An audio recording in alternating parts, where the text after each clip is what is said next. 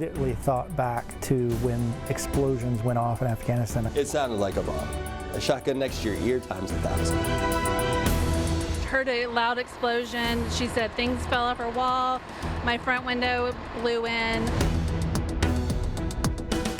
Be advised, we're getting numerous calls for services of a explosion with smoke clouds. Plant personnel did an amazing job with their emergency action plan to get most of the people out.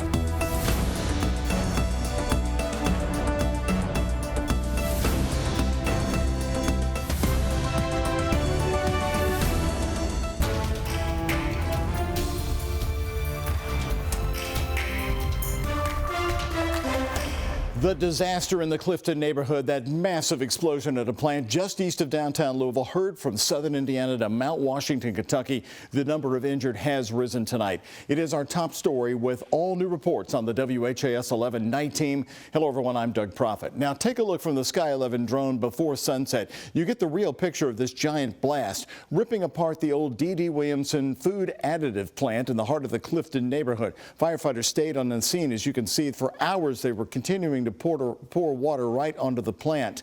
Tonight, there are serious injuries to report about employees. As of news time, no reports of fatalities at the moment. It happened in 1901 Payne Street. D.D. Williamson is now called the Givaudan plant. It sits surrounded by homes, with Frankfort Avenue just 3 blocks away to the north, I-64 right to the south.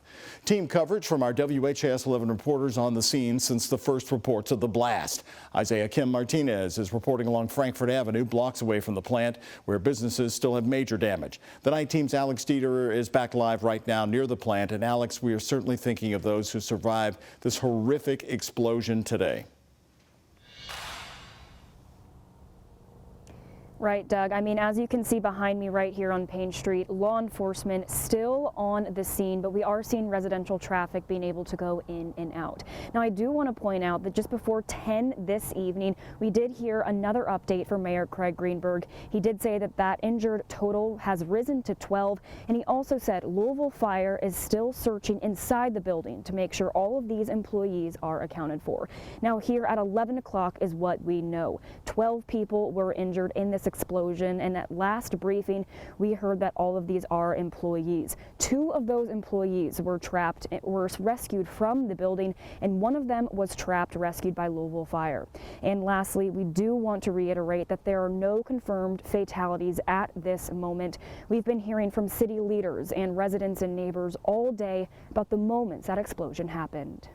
Baker Radio, I'm down at Givaudan. I definitely did hear some sort of explosion. Yeah, I was in class. It just shook a little bit. Emergency vehicles rushing to the scene of a massive explosion at the Givaudan food additive plant in the Clifton neighborhood at 3 o'clock. You can see here from the Sky 11 drone a huge hole now in the building, debris from the building blown onto the train tracks, employees rescued from the building and rushed to the hospital. It can be burns, it can be blunt injuries, it can be penetrating injuries, trapped by debris, chemical explosions, and chemical exposures. U of L Chief Medical Officer Dr. Jason Smith told WHAS 11 2 people were in critical condition of the 7 employees that were sent to U of L. There were a fair amount of burn injuries, a pretty significant amount of blast injuries as well, from the penetrating and blunt injuries from the force of the explosion, as well as some crush injuries where some debris had fallen on the patient. Viewers recorded moments after the blast, like this video from Mo Deljoux. You can see another angle here taken by Clifton Neighborhood Association President Michael Leary. Clouds of smoke, debris all over the road,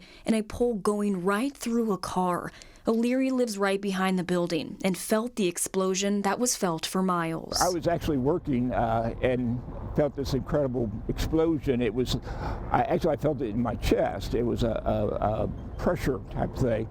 And my husband and I are like, what the heck is that? This is not only a fire run, this is a structural collapse run, and this is a hazardous materials run. Neighbors within a 1-mile radius were told by law enforcement to shelter in place. That was lifted quickly. Some were even told to leave their homes. There was an evacuation. That was a precautionary measure that was done immediately because we didn't know exactly what we're dealing with. We don't precisely know yet exactly what types of leaks may happen or may be ongoing. Councilman Andrew Owen went to the impacted neighborhoods. You can see here damage to homes, pieces of metal shot into the street. People were clearly shaken. Checking on the people of his district. I knocked on doors of the neighbors who live next to the facility, went inside one of the houses, and one of the guys showed me a piece of metal about the size of an old cannonball that was laying on the floor of his kid's bedroom that had come through the window. A community that responded quickly, preventing more tragedy for the Clifton neighborhood. Something like this just demonstrates the teamwork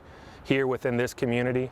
And I think that's shown over and over again between what EMS, what fire, and what police do, the way they respond to things, their ability to get patients to us that we need to take care of.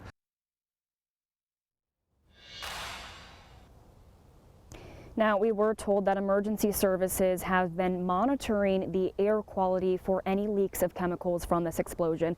And last we heard this afternoon is that these tests did come back clear. They did tell us they will continue to monitor for any of those leaks. Live in the Clifton neighborhood, Alex Dieterer with photojournalist Levi Hammer, the WHAS 11 night team on your side. Alex, thank you very much. For those of you who have damage to your house or property, you need to leave all of the debris where it is and contact MetroSafe at 502-574-2117 to report any further damage.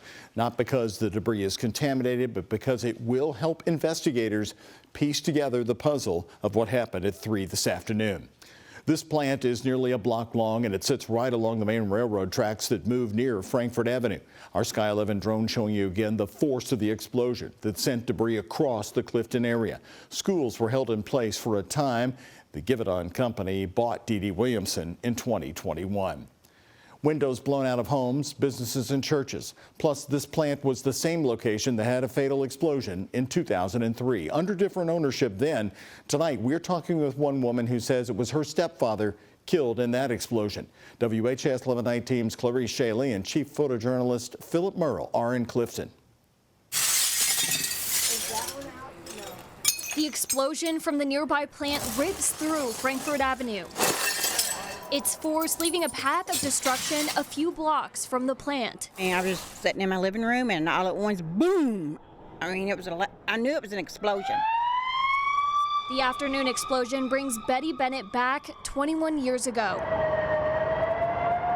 When the same plant exploded, she says it killed her stepfather, Louis Perry. I mean, it was the same sound, and like 20 minutes after we heard the explosion in 2003, there was a knock on my door, and it was my sister telling me that my stepdad had been killed over there in the explosion. From the WHAS 11 archives in 2003. He was doing the normal good job that he always does. Shock settles in as her heart goes out to the people injured in the explosion. I'm wanting to know how many times this is going to have to happen before they close the place down. According to the investigative findings in 2003, a process vessel became overpressurized and failed, evacuating 26 people. The reports also said that D.D. Williamson did not have adequate operating procedures or training programs in place for some of the operations. And all of a sudden I felt and heard the windows shake. It was a large boom. Pastor at Clifton Baptist Church, Jason Deming, immediately checks if people are okay. When I was walking back, you could see little pieces on the sidewalk. And then notices the damage to his historic church's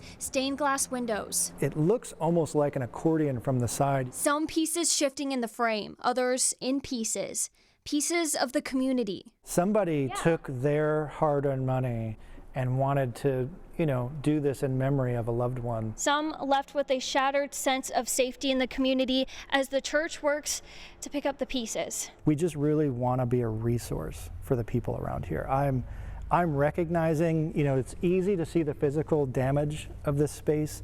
It's a little harder to see the emotional and kind of spiritual wounds that may be happening from this. The community assessing the damage and boards it up as they work to build back.